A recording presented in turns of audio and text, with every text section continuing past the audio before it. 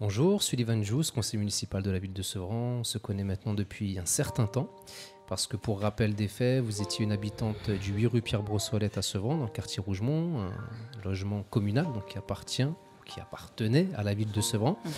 Je l'emploie au passé parce qu'on sait que récemment il a été vendu à un bailleur social lors d'un conseil municipal, Batigère en l'occurrence, pour la somme de 500 000 euros. Alors vous étiez résidente de cet appartement et non pas que nous aimions vivre dans le passé, mais nous découvrons de nouveaux éléments au fur et à mesure du temps concernant ce dossier du 8 rue Pierre-Brossolette qui a fait quand même couler pas mal d'encre à l'époque.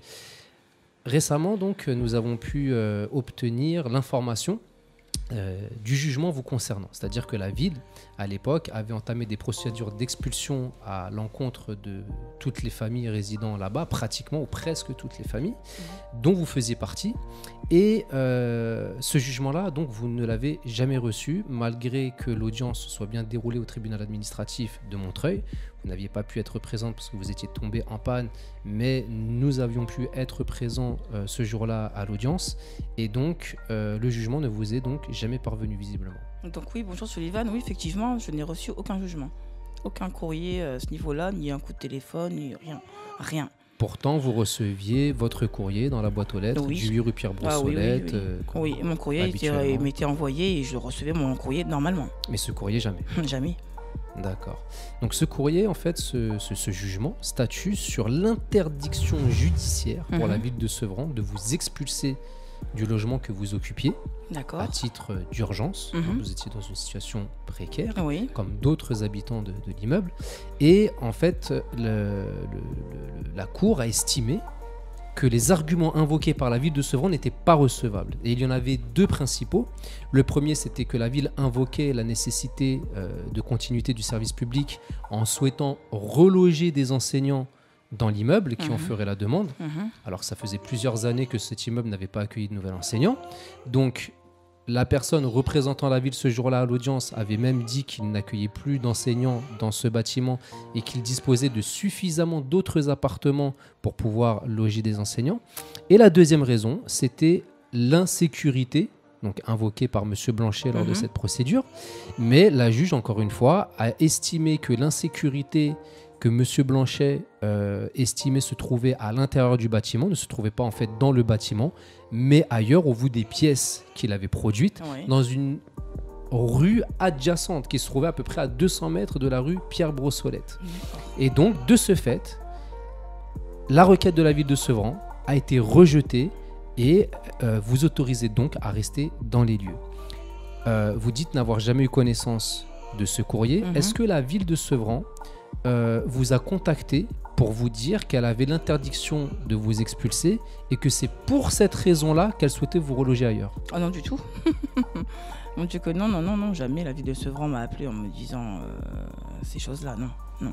Je n'ai eu aucun coup de téléphone de la ville de Sevran. Alors, on a appris dans une autre procédure, le maire de Sevran a mis dans une procédure, dans ses écritures, que, étant donné que vous étiez une famille avec des enfants mineurs, c'est pour cette raison-là qu'elle avait souhaité trouver une solution de relogement. Mais je n'y crois pas. Mais aujourd'hui, on se rend bien compte que ce sont des faits mensongers parce qu'il avait l'interdiction de vous expulser. Donc on sait que vous avez été quand même contrainte de partir du 8 rue Pierre-Brossolette. Ah oui, bah oui. De quelle manière cela s'est organisé? J'ai pas eu le choix. Ils sont venus un matin taper à la porte, des gens qui travaillaient pour Monsieur Blanchet, avec un courrier en me disant que j'étais expulsable, qu'il fallait que je prépare mes affaires et que je vais partir du 8. Alors, on est tombé un peu sur... Alors, une petite précision, c'est que les agents, on va dire, de l'administration sont soumis à la volonté politique du maire. Oui. Donc, c'est pas eux qu'on vise directement, mais c'est bien l'ordre politique donné par le maire et éventuellement ses élus qui étaient complices à l'époque de cela. Une question, si vous aviez eu connaissance de ce jugement qui interdisait donc la ville de vous expulser de cet hébergement, est-ce que vous auriez souhaité rester là-bas? Je serais resté, bien sûr que je serais resté. Pourquoi vous seriez resté là-bas? Je serais resté en attendant que éventuellement il me trouve un logement plus adéquat, beaucoup plus propre aussi. Mais voilà, non, je serais sûrement pas parti si j'aurais su que n'était pas expulsable. Nullement. Sachant qu'en plus, vos enfants étaient scolarisés dans l'école juste à côté Juste du à côté. bâtiment. Ma fille était scolarisée à l'école juste à côté. Ça s'est passé au mois d'octobre, donc on va dire 1 mois et demi après la rentrée. Exactement. 2 mois, pas plus de 2 mois après la rentrée. Oui. Elle a dû donc changer d'établissement scolaire. Elle a dû changer d'établissement scolaire. Ça n'a pas été trop dur pour... Si, bien sûr, ça a eu un impact. Et beaucoup de... Aller en échec scolaire, de toute façon, par rapport à tout ça, parce qu'on fait que déménager. On déménage tous les ans. Ça fait 3 fois qu'on déménage en 1 an et demi, 2 ans. Donc, c'est assez perturbant pour les enfants. Sachant qu'en plus, la ville vous a relogé premièrement dans un appartement dans lequel le plafond s'est effondré. Oui. Une partie du plafond s'est effondrée au bout de quelques jours. Une semaine. Parce que je suis arrivée le 21 octobre... 24 rue Gabriel, et le 28 octobre, le plafond de la cuisine et de la chambre de ma fille s'est effondré. Donc, on se demande. En plus, ensuite, la ville a dû récupérer ce bâtiment pour agrandir l'établissement scolaire là-bas. Vous a relogé maintenant à Villa-des-Prés. Vous avez connu encore de nouveaux déboires avec des excréments, de l'urine qui sont remontés, qui ont débordé des toilettes, qui ont inondé une partie de l'appartement. C'est ça, oui. Enfin, j'ai dû faire appel à 5 reprises quand même. Alors aujourd'hui, on a entendu que c'était réglé. Voilà, à l'heure actuelle, c'est réglé, mais plusieurs récidives. Ouais, on a eu 5 fois, j'ai dû faire appel, donc c'est un peu... c'est pénible. Alors c'est vrai que le 8 rue Pierre-Brossolette, c'était pas super, il y avait de la moisissure dans une des chambres, etc. Mais par contre, c'était quand même mieux que là où ils vous ont mis... Oui, bien sûr, oui. Mais au 8 rue Pierre-Brossolette, mes plafonds ne se sont jamais effondrés sur la tête, donc voilà. Et en sachant que... qu'au 24 rue Gabriel, personne n'est venu sécuriser mes plafonds, ni réparer les plafonds. Les plafonds ont été refaits par mes frais. À vos frais. À mes frais. Bon, voilà. Enfin, je veux dire, au bout d'un moment, il faut que la ville se réveille, il faut que le maire se réveille un petit peu. Comment vous expliqueriez que vous n'avez pas reçu le courrier et que la ville ne vous ait pas fait part de cette décision judiciaire ? Si vous avez une explication. Quelle explication je pourrais vous donner ? Je pense qu'il y a beaucoup de mensonges dans cette commune. Je pense que M. Blanchet ment beaucoup. Et je pense qu'il savait très bien qu'il était en tort. Donc je pense que c'est pour ça que je n'ai pas reçu de courrier. D'accord. Parce qu'il savait que potentiellement... Il savait très bien. Les habitants allaient rester dans le bâtiment. Bien sûr. Ce qui aurait empêché de le récupérer pour pouvoir le vendre par Exactement. La suite. Et il sait très bien qu'on ne peut pas expulser, que ce soit moi ou d'autres familles qui étaient au Pierre-Brossolette. Comme ça ne se fait pas. Alors, sachant qu'il a quand même obtenu par des propos et des arguments mensongers l'expulsion d'autres familles. Bah oui. Mais si on suit le raisonnement juridique qui concerne votre dossier, sachant que c'était des copier-coller à chaque fois, il faisait ne changer que les noms et les numéros d'appartement, on va dire que la Cour, une fois qu'elle a été alertée sur ces propos mensongers, a bien statué sur l'interdiction. C'est ça. De vous expulser. Donc logiquement, toutes les autres familles qui ont été expulsées n'auraient pas dû être expulsées. Ce qui constitue un énorme préjudice pour ces familles, parce que certaines se sont retrouvées à la rue, ça fait 2 ans maintenant. Oui. Le préjudice est énorme. Oui. Donc, et comme le dit la loi française, tout préjudice subi doit être réparé. Oui. Mais vous concernant, il y a quand même un préjudice aussi, parce que vous avez été contrainte de quitter les lieux pour vous retrouver dans 2 autres appartements avec son lot de problématiques également. Exactement. Avec une instabilité au niveau de la scolarité de vos enfants. C'est ça. Est-ce que vous aimeriez, à un moment donné, que la ville puisse discuter avec vous pour trouver des solutions à la réparation du préjudice qui vous est Bien sûr. Ah oui. Je pense qu'il faut assumer ses responsabilités et assumer ses erreurs et les mensonges qui ont été faits sur ce dossier-là, oui. Sachant que M. Blanchet a également menti au sein du conseil municipal, et je le dis en toute affirmation, il n'y a aucun souci là-dessus, parce que nous avons toute la matérialité des faits aujourd'hui, parce que au sein du conseil, il a dit qu'il vous avait relogé parce que vous aviez des enfants. Il n'a jamais parlé de cette décision judiciaire qui l'interdisait de vous expulser. Et si un accord n'est pas trouvé avec la municipalité pour pouvoir éventuellement vous indemniser sur le préjudice, est-ce que vous envisageriez de saisir les juridictions compétentes pour obtenir cette réparation ? Oui. Ah bah oui, bien sûr. Je pense qu'il faut que ce monsieur paye. Ce qu'il a fait subir, que ce soit à moi ou à d'autres familles, familles, que ce soit du rue Pierre-Brossolette ou d'autres rues, d'autres appartements. Je pense qu'il faut qu'il paye ses erreurs. Alors, à titre aussi d'illustration, il y avait une autre famille qui était donc présente au sein du 8 rue Pierre-Brossolette en toute légalité, avec une convention qui n'avait pas expiré. Oui. Et on a retrouvé un courrier adressé à cette famille le 14 octobre 2019 qui laisse à cette famille une semaine pour déménager, sous peine de se voir être poursuivi en justice pour obtenir la mise à la rue et l'expulsion de cette famille avec un enfant qui est en situation un petit peu presque de handicap. Est-ce que vous étiez au courant de cette pression aussi qui a été mise à cette famille ? Non, je ne savais pas. Enfin, mais bon, en même temps, ça ne m'étonne pas trop. Donc cette famille a été contrainte aussi de déménager.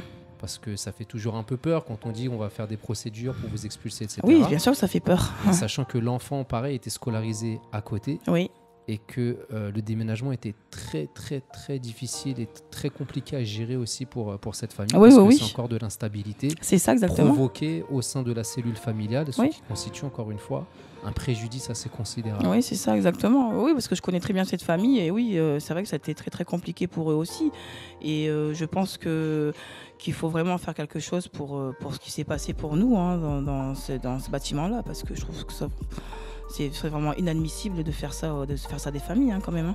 Donc le temps nous démontre aujourd'hui que tout ce que nous dénoncions à l'époque, comme propos et arguments mensongers pour obtenir l'expulsion de toutes ces familles, toutes nos revendications se sont avérées être exactes, parce qu'on dénonçait qu'en fait ils ne voulaient pas reloger des enseignants mais bien vendre le bâtiment, que logiquement ils n'avaient pas l'autorisation de vous expulser parce que vous êtes des personnes en situation d'urgence, en situation de précarité sociale, et qu'il y a un cadre légal qui encadre ça, ce qui a été confirmé par la justice. Donc en fait, au fur et à mesure du temps, nous voyons bien que toutes nos revendications de l'époque se sont trouvées être justes et pertinentes. Bien sûr, tout est fondé là-dessus, c'est sûr. Et comment vous, allez, une petite dernière question comme ça, mais comment vous expliqueriez qu'un maire d'une ville, qui en est le premier magistrat, qui a quand même l'obligation de respecter le droit de ses administrés, et notamment le premier qui est le droit à la sûreté, c'est-à-dire de préserver l'intégrité physique et psychologique de l'ensemble des Sevranais.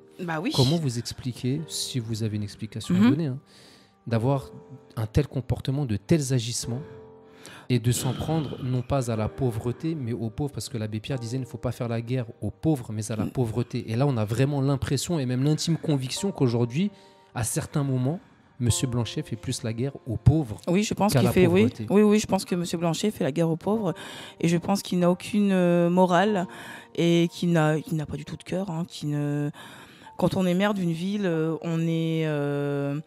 on doit être là pour ses citoyens, les aider, les recevoir. Je sais pas, je ne comprends pas sa façon de travailler. Je pense qu'il n'a rien fait. Depuis 2019, vous l'avez rencontré, monsieur ? Jamais. Pourtant, j'ai voulu. J'ai voulu maintes et maintes fois. Donc avec tout ce qui s'est passé, ouais. J'ai voulu... jamais accordé un Non, entretien. J'ai voulu maintes et maintes fois le voir. Je suis allée à son cabinet pour le rencontrer, mais monsieur le maire n'a pas le temps. Monsieur le maire est débordé, donc jamais je n'ai pu le rencontrer. Pourtant, actuellement, il est en campagne. On le voit à la sortie des écoles, distribuer des tracts, aller au marché le samedi. Comme par hasard, Là, il y a du temps. Là, il y a du temps, bien sûr. D'accord. Donc voilà, je pense vraiment qu'il faut faire un réel travail sur ce monsieur et qu'il quitte ses fonctions, parce que je pense qu'il n'a rien à faire en tant que maire. Surtout les Sevranais, je pense qu'ils ont besoin d'un soutien de leur maire. Normalement, c'est comme ça que ça se passe. Mais les citoyens de Sevran n'ont pas le soutien de ce maire-là. Donc il faut vraiment faire quelque chose. Et je pense qu'il faut vraiment qu'il soit très bien puni par la justice pour ce qu'il fait subir aux familles. En tout cas, ce qui est quand même assez rassurant, c'est de voir que un juge a statué sur l'interdiction, malgré tout ce qui avait pu être avancé comme argument par la ville de Sevran, et ce qui nous fait quand même croire qu'il y a encore des personnes au sein des institutions judiciaires qui font très bien et très correctement leur travail. Heureusement qu'ils sont là, ça nous permet d'entretenir cette lueur d'espoir et de faire en sorte que l'ensemble des Sevranais et même des personnes qui vivent dans des territoires un petit peu sensibles ne soient pas systématiquement confrontés à un plafond de verre lorsqu'ils essayent de faire appliquer la loi à leur endroit. Parce que bien souvent, on rencontre des personnes qui disent « nous, on demande de respecter les valeurs de la République », mais lorsqu'on est victime de certaines infractions de la part de personnes qui sont aux responsabilités, nous essayons de faire valoir nos droits et on se rend compte que généralement ça bloque. Et là, en l'occurrence, cet acteur judiciaire a fait en sorte que ce plafond de verre soit brisé, ce qui permet d'entrevoir quand même, comme je le disais, une lueur d'espoir, parce que nous avons alerté aussi nous-mêmes les autorités judiciaires sur ces éléments, parce que nous avons essayé de prendre l'attache et de prendre contact avec M. Blanchet également sur ce sujet-là, mais c'est très compliqué parce qu'il y a un hermétisme à toute communication sur ces éléments. Donc nous avons alerté le préfet de la Seine-Saint-Denis, les autorités judiciaires auprès du commissariat d'Aulnay-sous-Bois et de Sevran. Et donc nous attendons des suites face à ces agissements qui, comme vous le disiez juste avant, ne peuvent pas rester impunis. C'est sûr. Dans une démocratie telle que la nôtre. C'est sûr. Je vous laisse le mot de la fin pour conclure. Je vous remercie encore une nouvelle fois pour votre témoignage. C'est pas le premier que vous faites. Non. On vous sollicite parce que c'est important de mettre ces choses-là en lumière. On vous remercie encore, on vous souhaite beaucoup de courage. On suit votre dossier à la lettre, de toute façon, pas à pas, en espérant que l'issue favorable sera trouvée très prochainement. Et je vous laisse conclure avec le mot. Oui, en tout cas, oui, je vous remercie d'être présent, d'être là pour me soutenir et soutenir toutes les familles qui en ont besoin. Et j'espère que justice sera faite. Très bien. Merci beaucoup. Et à très Merci bientôt. à vous, Sylvain.